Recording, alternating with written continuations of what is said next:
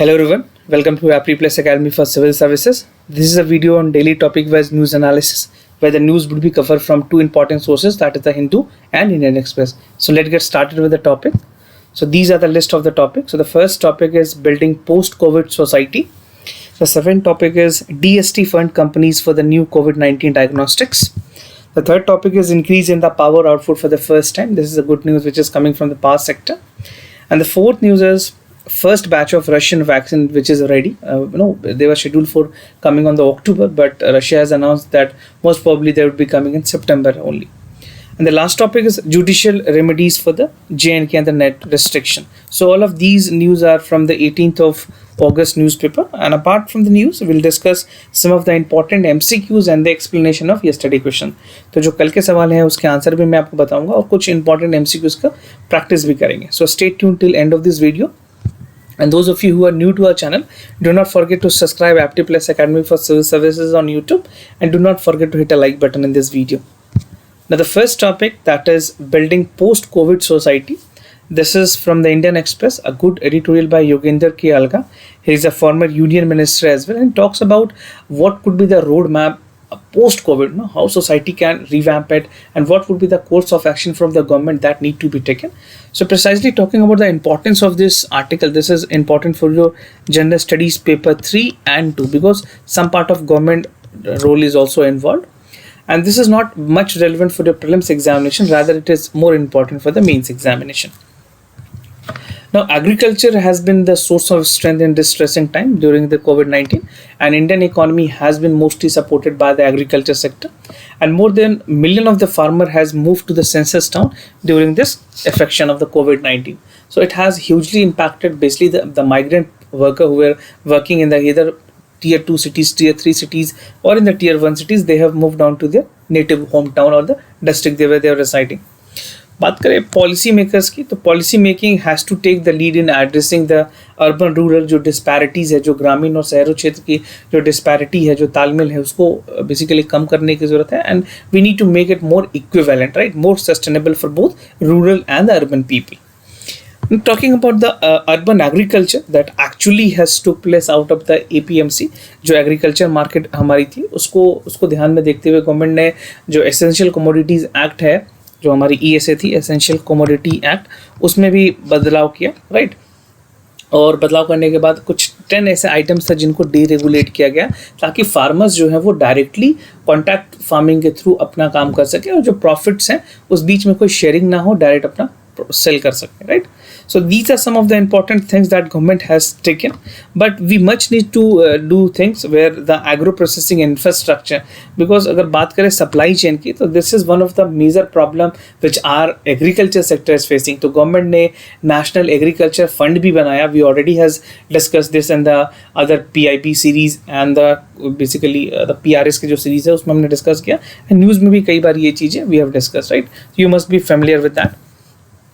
And India is the largest system of agriculture market in the world. So talking about any other country, India share the largest system of agriculture markets. Now कुछ positive signals जो मिले हैं इस time पे, तो basically अगर बात करें मानसून की, तो monsoon has been very good this time because after the covid impact the meteorological department has already predicted that monsoon would be a handsome, and probably जिस तरह से मानसून हुई है तो आने वाले टाइम में जो खरीफ के जो स्टोरिंग है वो ऑलमोस्ट पीक पे है, right. So this is a two positive signals. And government policy is also supportive क्योंकि गवर्नमेंट बहुत सारे इंटरेस्ट संवर्जन के थ्रू या फिर फार्मर्स को डायरेक्टली DBT के थ्रू पैसे देने की कोशिश भी कर रही है. And market price जो है support price है, that is mostly focus of the policy because the share of the market it contribute a lot, और जो price support है चाहे वो direct benefit transfer और DBT के through farmers को दिए जाने की बात की गई है, right. And MSP has been announced at the market access and has been emphasized, the same which I've told. जो हमारी मिनिमम सपोर्ट प्राइस है, CACP जो ऑर्गेनाइजेशन है ये डिसाइड करती है कि कितनी होनी चाहिए. तो जो MSP को लेकर के जो बातें कही गई है, MSP हैज़ बीन इंक्रीज, और जो क्रॉप्स का जो दायरा है यहाँ पे इसको बढ़ा दिया गया. Previously it was close to 22 crops, right. Now it has been also increased. Now talking about the importance of the northwest region, so this would be giving a huge importance to the northwest region, जहाँ पे बात करें इस ये जो region है that is hugely impacted as well, तो यहाँ से भी कुछ पॉजिटिव सिग्नल मिलेंगे। खरीफ की जो सोइंग होगी ये इसमें पीक देखने को मिल सकता है। लॉकडाउन की अगर बात करें, जो लॉकडाउन के रिपरकशन की बात की गई है इस एडिटोरियल में, so market are the place of the trade. Lockdown में जो जिस तरह से ट्रेड में ब्लॉकेज हुई है, द ट्रांसपोर्टेशन सिस्टम जो लॉजिस्टिक्स सिस्टम है वो बहुत ज़्यादा इम्पैक्ट हुआ है। रेलवे की प्रॉपर फंक्शन नहीं हो रही है, still in many routes train are not getting functional, right. So lot of agriculture जो ट्रेड यूजर्स है they use railway as a mode of trade. एक जगह से दूसरे जगह में अगर जो फार्म प्रोड्यूस को पहुँचाना है तो रेलवे अभी भी बहुत कन्वीनियंट और बहुत ही सुविधाजनक सुविधा मानी जाती है इंडियन रेलवेज, राइट। बिजनेस की बात करें तो business of dairy, vegetables, fruits, they are directly dependent on the regional of local trains. तो जो लोकल ट्रेन्स हैं, मान लो कि अगर 200 किलोमीटर 300 किलोमीटर तक की जो डिस्टेंस है that can be easily cover with the railway services. तो because of that because of the transportation service of the Indian railway which is not working adequately, this sector has been hugely impacted. और बात करें, it also undermine the income and the potential of the agriculture, because if things are not getting delivered to the market place, अगर वो cell नहीं हो रही तो ultimately वो उसकी जो स्टॉक पाइल है, जो ऐसे पेरिसेबल्स आइटम है वो ख़राब हो रहे हैं और उसका जो लॉस है वो डायरेक्टली फार्मर को उठाना पड़ रहा है, right. And funding and the credit schemes की अगर बात करें, they have announced the same bottlenecks. Funding को भी लेकर के जो हमारे लेंडिंग्स हैं वो भी काफ़ी कम हो गई, उसमें भी बहुत सारे रिस्ट्रिक्शंस हैं, सारे लोगों को लोन नहीं दिया जा रहा। So this sector also need to revive. इसमें भी कुछ ईज डाउन करने की ज़रूरत है। सरकार को देखना होगा कि किस कैटेगरीज में जो बेसिकली नए एंटरप्रेन्योरशिप है उनको, या फिर जो पुराने फार्मर्स हैं उनको लैंड की जो क्राइटेरिया है उसको हटा करके सारे लोगों को जो क्रेडिट स्कीम उसका बेनिफिट दिया जाना चाहिए। और कुछ वे फॉरवर्ड जो आपके एग्जाम के लिए भी काफ़ी यूजफुल होगी। So meaningful cash transfer can restore the confidence, जैसे मैंने आपको बताया ऑलरेडी गवर्नमेंट कर रही है। तो जो डीबीटी प्रोग्राम है हमारी उसको बढ़ाना चाहिए, डीबीटी प्रोग्राम को और इंक्रीज करके, ताकि जो फार्मर्स हैं उनमें कॉन्फिडेंस आए। जो भी बिजनेस जो छोटे लेवल पे जो काम कर रहे हैं उन लोगों के लिए DBT transfer would be a hugeful impact, a positive impact. और money in the hand of the people would provide the immediate sense of security and confidence, and this would be the cornerstone in restoring the Indian normalcy। जो economy की जो normalcy है वो इसी तरह से वापस लाई जा सकती है। So it is very important that we have to maintain the sense of security and confidence to our business holders. और जो कोविड-19 है इसके जो असिस्टेंस को देखते हुए मेजर्स लिए गए हैं, रिजर्व बैंक ऑफ इंडिया भी अगर कुछ चाहे तो कुछ करेक्टिव मेजर्स ले सकती है। जैसे मैंने आपको लोन के बारे में बताया, तो लोन में कुछ और तरीके से ईज डाउन किया जा सकता है, कुछ जो रिस्ट्रिक्शंस हैं उनको कम किए जा सकते हैं और उसका फ़ायदा जो है सारे लोगों को आरबीआई पहुँचा सकती है। Now talking about increasing the मनरेगा funding, it is equally important कि जो मनरेगा की फंडिंग है उसको बढ़ाया जाए। Earlier it use to be, government ने जो अलाउ किया, पहले तो 280 हुआ करती थी, now it has been increased, it was 282 actually, now government has increase, now it is 302, 302 रुपये कर दी गई है। But again many of the people are not receiving this amount. तो ये इंश्योर करना है कि जो मिनिमम वेज है वो भी लोगों को मिल सके, right, in the urban area और in the rural area, according to the geographical location and the जो परचेजिंग पावर है उस लोकेशन की उसके हिसाब से। Now the other topic that is from the Hindu, DST fund to the companies for new कोविड-19 vaccine diagnostics. तो जो हमारी department of science and technology है उन्होंने कुछ अच्छे पॉजिटिव सिग्नल्स दिए हैं और कुछ और कंपनीज को भी डायग्नोस्टिक किट्स में इंक्लूड किया है। सो this is precisely very important for जो प्रीलिम्स एग्जामिनेशन, प्रीलिम्स के लिए काफ़ी ज़्यादा इंपॉर्टेंट है ये। Department of science and technology ने बेसिकली अलाउ किया है कुछ और कंपनीज़ को जो कि डेवलप करेंगे antibodies kit, and this would be a quicker version of the rapid PT-PCR, जिसको reverse transcript polymerase chain reaction भी कहते हैं। मैंने आपको PCR के बारे में पहले भी अपने डेली न्यूज़ एनालिसिस में कवर किया हुआ है, उसको भी आप देख सकते हैं। तो 2 कंपनीज़ हैं जिनको इंक्लूड किया गया है इसमें। तो पहली कंपनी है फैटसेंस diagnostic, this will be the first company, and the second company is module innovation MI। तो ये 2 कंपनीज़ हैं जिनको अलाउ किया गया कि ठीक है, अगर आप PCR की मैन्युफैक्चरिंग करना चाहते हैं तो उसकी मैन्युफैक्चरिंग करें, और ये जो रैपिड PCR होगी, so this would be tested most widely for the diagnostic approach to test the कोविड-19 इन्फेक्शन, क्योंकि कई बार एक्यूरेसी की भी इश्यूज़ आती है। तो अभी तक जो ICMR के मुताबिक, जो Indian council for medical research है, उनके मुताबिक जो हमारी रैपिड RT-PCR टेस्ट है वो ऑथेंटिक ही रही है। कई मायनों में करेक्शन 93% के आसपास रहा है, तो 93% एक्यूरेसी के साथ PCR टेस्ट काम कर रही है। नाउ आगे बढ़े और अगर बात करें कि क्या और ज़्यादा कुछ कंपनीज़ के बारे में अगर डिटेल में समझने की कोशिश करें तो MI जो है कंपनी पुणे बेस्ड है, इन्होंने स्टार्ट किया है working on the point to point care of the diagnostic kit to detect the virus. और इनका क्लेम है कि जो वायरस के जो रिजल्ट्स हैं, जो टेस्टिंग रिजल्ट है वो 10 to 15 मिनट्स में दे दी जाएगी। तो जो डायग्नोस्टिक किट है that would be developed in the lines of the product called unit, जो हमारी यूजनेंस हैं उसके पॉइंट ऑफ सेल के जो क्राइटेरियाज हैं उनके हिसाब से काम करेगी। यूरिनरी ट्रैक इन्फेक्शंस जो हैं that would be again detected with in 15 minutes. तो यूजली सेंस करके कंपनी है, उनके हिसाब से ये काम करे, प्रोडक्ट का नाम है इनका। ना फास्ट सेंस की अगर बात करें so this would be also modifying the PCR test for the confirmatory analysis less than compare to the existing detecting method. तो अबाउट अगर 50 सैंपल हैं तो उनके हिसाब से पर आवर के हिसाब से 50 सैंपल को ये रिजल्ट दे सकती है, तो 50 सैंपल पर आवर।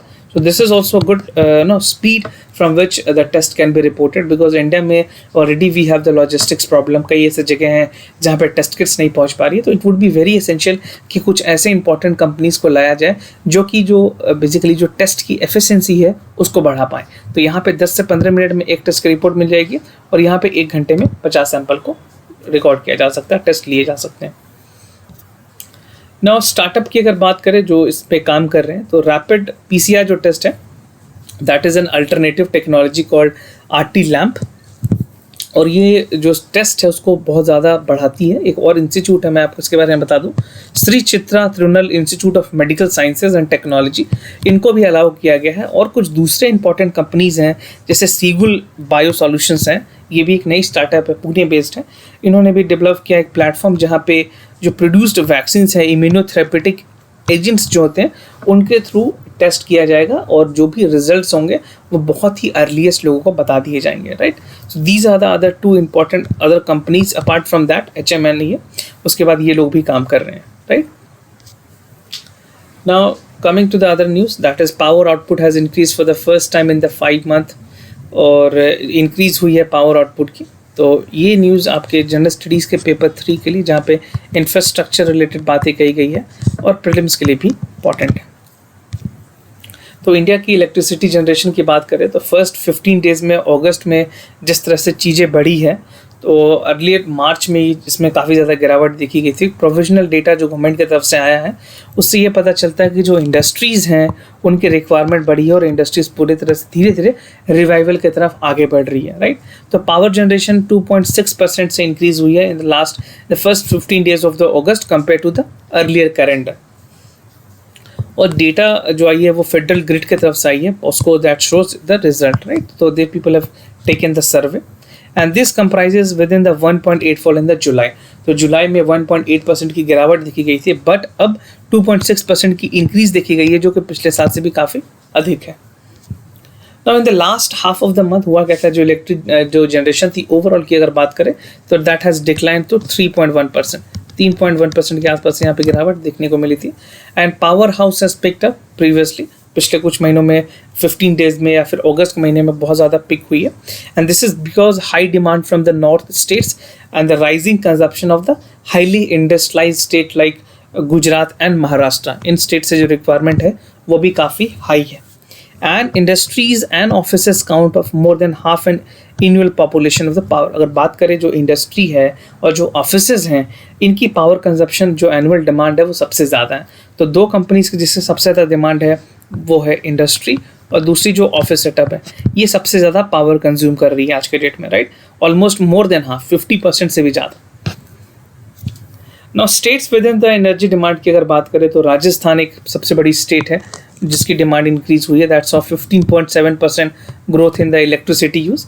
उसके अलावा कुछ छोटे बड़े स्टेट्स की अगर बात करें तो Bihar, Uttar Pradesh, Chhattisgarh and Madhya Pradesh, so these states have seen the uptick in the demand of the electricity, right.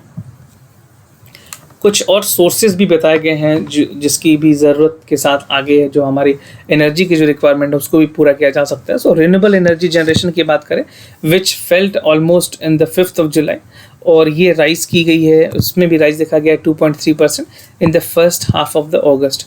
Solar power अगर बात करें सोलर पावर की, तो इट हैज़ ग्रू फ्रॉम 19.3%, जो कि बहुत हद तक 10% पे पहुंच गई थी, और power output from the coal that is the primary sales that has again rise from 4.2%। तो ओवरऑल अब देखोगे सारे सेक्टर में, चाहे वो रिन्यूएबल एनर्जी हो, राइट, फर्स्ट, या फिर सोलर पावर हो, या फिर उसके अलावा कोल की बात की जाए, राइट, सो सारे जगह पे जो है वो इंक्रीज देखने को मिली है। Every sector has already increased.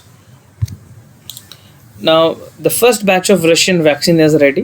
This is also a good news with relate to the vaccines, which Russia has announced that they are the first country which has developed the COVID-19 vaccine. India is also making their best possible efforts, and very soon, at any time at the end of the October or November, we would be also announcing that हम भी जो vaccine manufacturing का जो काम है उसको आगे बढ़ाएंगे। So this is precisely very important for General Studies Paper 3 and equally important for your prelims examination. तो रेउटर्स की रिपोर्ट के मुताबिक रशिया ने रोल आउट किया है वैक्सीन, और वो इस मंथ के एंड तक जो उसकी जो प्रोडक्शंस हैं वो बहुत हद तक मार्केट में रिलीज होगी।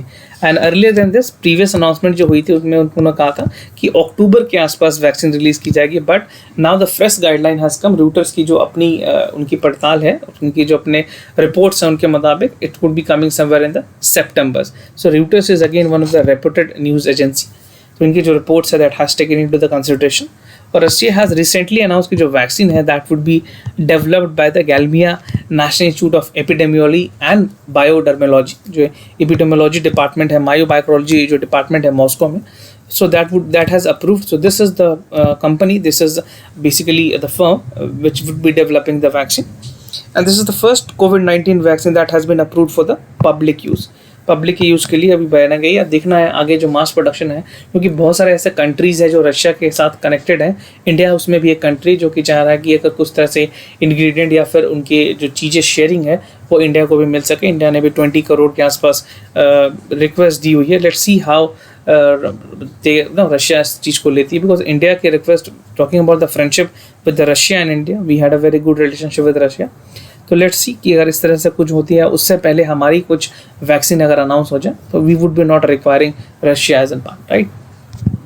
कंसर्न की अगर बात करें तो रशिया ने अनाउंस किया कि they have received some amount of skepticism in the global community, क्योंकि कुछ एक्सपर्ट्स का कहना है कि जितने जल्दी में ये अप्रूव की गई है तो मैंडेटरी जो फेज़ 3 की ह्यूमन ट्रायल है उसको नहीं किया गया। But Russia has already announce कि उन्होंने सारे स्टेप्स, जितने रिक्वायरमेंट प्रोसीजर्स होने थे वो कंप्लीट करके ही वैक्सीन आगे बनी है। And the vaccine went through the phase 1 to phase 2 testing in the super fast time. This is the concern that has been raised from the other expert. US के तरफ से भी ये कंसर्न रहा गया था कि रशिया ने काफ़ी जल्दी में सारी चीज़ों को प्रोसेस किया है। And usually vaccine takes several month to an year to complete this trials, but Russia ने ऑलमोस्ट 2 से 2.5 महीने में सारे टेस्ट को कंप्लीट कर लिया था। So this is a point of concern. Let's see how effective it would be, because that would be the next course of action that the medical people, the medical industry has to take, right? जो expert हैं, जो scientist हैं, जो epidemiologist हैं, उनको देखना है ये सारी चीज़ों को। इंडिया की बात करें और अगर ग्लोबल स्टेटस में देखें तो 160 वैक्सीन है वर्ल्ड वाइड जो कि क्लिनिकल ट्रायल पे चल रही है। 29 of them are there in the clinical trial phase, 6 final stage पे हैं, 3 ह्यूमन ट्रायल के फेजेस में पहुंच जा चुके हैं। 6 बेसिकली फाइनल स्टेज है जो कि फेज 3 है ह्यूमन ट्रायल का, तो 6 हैं अभी प्रेजेंट में, right. And at least 8 candidate of the vaccine are developed in India. अभी इंडिया से 8 कैंडिडेट है, उसमें बेसिकली एस्ट्राजेनिका के साथ भी हमारी कोलैबोरेशन है, सीरम इंस्टीट्यूट ऑफ इंडिया है, फिर भारत बायोटेक की कोवैक्सीन है। ये सारी चीज़ें ऑलरेडी काफ़ी पीक पे चल रही हैं। And 2 of them have already entered to the phase 2 trial after completing the phase 1. So this is the India's status and the global status. Now coming to the last topic, that is judicial remedies for the J&K net restriction. This is there in the Hindu. जिस तरह से J&K में 4G restoration को लेकर के supreme court में बातें अटकी हुई हैं, तो लेट्स सी सुप्रीम कोर्ट क्या डिसाइड करती है। बट इस पर एक analytical question mains point of view से बहुत ही ज़्यादा इंपॉर्टेंट है, तो मेंस परस्पेक्टिव से आप इसको ज़रूर तैयार कर लें।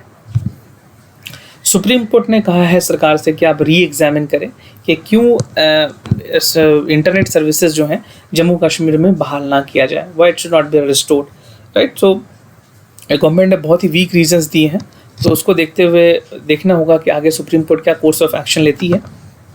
And during the novel corona virus pandemic large part of the freedom was again being curtailed और जो कॉन्स्टिट्यूशन में ऑलरेडी गारंटेड है कि भाई किसी को बिजनेस एक्टिविटीज़ करनी है, कोई एजुकेशन के लिए, कोई हेल्थ केयर के लिए, कोई इन्फॉर्मेशन के लिए इंटरनेट को यूज़ कर रहा है, तो वो सारी चीज़ें बहुत ड्रास्टिकली इम्पैक्ट हुई है।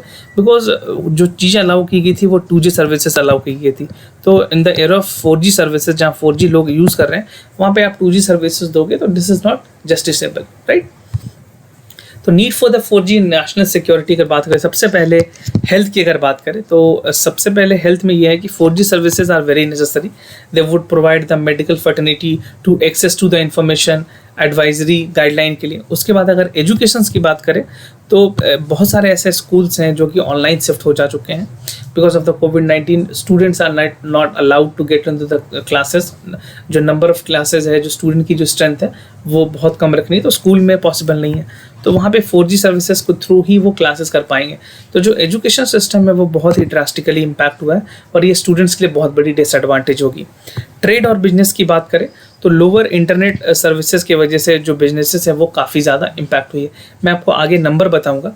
और जहाँ तक नेशनल सिक्योरिटी के सवाल है तो बहुत सारे इंटरनेशनल ऑर्गेनाइजेशन ने भी ये कहा है कि आप रिस्ट्रिक्शन नहीं लगा सकते हो नेशनल सिक्योरिटी। सुप्रीम कोर्ट ने इंटरनेट बैन पे क्या कहा था? सुप्रीम कोर्ट का कहना है कि जो 1 साल हो गए हैं पूरे इंटरनेट बैन को और रिस्पॉन्स दिया है, एक बहुत ही स्ट्रिक्ट अप्रोच सुप्रीम कोर्ट ने रहा था। अगस्त 7 में जो हियरिंग हुई थी उसमें उन्होंने सेंट्रल गवर्नमेंट से जवाब मांगा कि क्यों नहीं किया जा सके, और सेंट्रल गवर्नमेंट ने कहा कि ठीक है, ऑन ट्रायल बेसिस पे हम 2-3 डिस्ट्रिक्ट के साथ स्टार्ट करेंगे, राइट।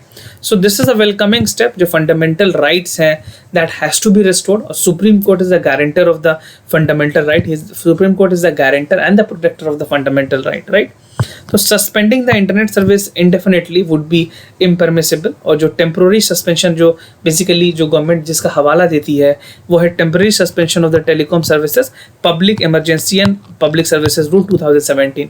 तो सारे रिस्ट्रिक्शन जो बेसिकली लॉकडाउन की वजह से भी, और जिस तरह से जम्मू कश्मीर का जो आर्टिकल 370 को जब से एब्रोगेट किया गया है तब से वहाँ पे इंटरनेट सर्विसेज बंद है, राइट।